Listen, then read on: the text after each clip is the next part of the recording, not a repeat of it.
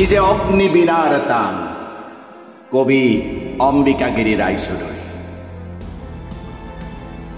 এইটো নহয় হাঁহি তামাচাৰ ভাগৰ জোৰোৱা গান, ই যে জীৱন মৰণ একাকাৰ কৰা অগ্নিবীণাৰ তান। ই যে হত অপমান লাঞ্ছনা হানি উজৰা অহিংসা, ই যে ৰুদ্ধ আত্মবেদনা নিজৰি ওলোৱা অনলভা।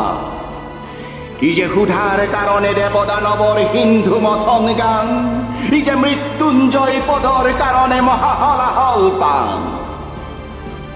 ই যে মাতৃচৰণ পূজাৰ বেদীত হৃদয় ৰক্তদান, ই যে ভাই ভাই হবে চকু পচাৰতে এক হৈ যোৱা প্ৰাণ।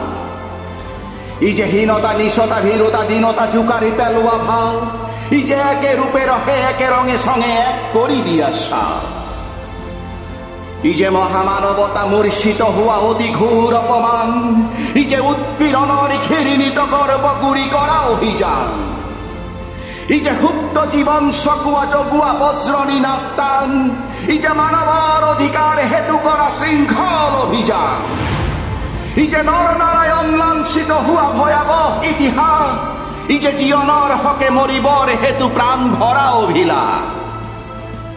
ই যে মুক্ত জীৱন বন্ধন কৰা কঠোৰ ব্যথাৰ হান, ই যে মানৱতা অৱমাননাকাৰীক মৰ্দিত কৰা ধ্যান। ই যে শত আঘাতৰ ৰক্ত ধোৱা শ্ৰাৱণৰ মহাবান, ই যে মাতৃ আদেশ সন্তানৰ প্ৰাণ দিবলৈকে বলিদান। ই যে মাতৃ আদেশ সন্তানৰ প্ৰাণ দিবলৈকে বলিদান। ই যে মাতৃ আদেশ সন্তানৰ প্ৰাণ দিবলৈকে বলিদান।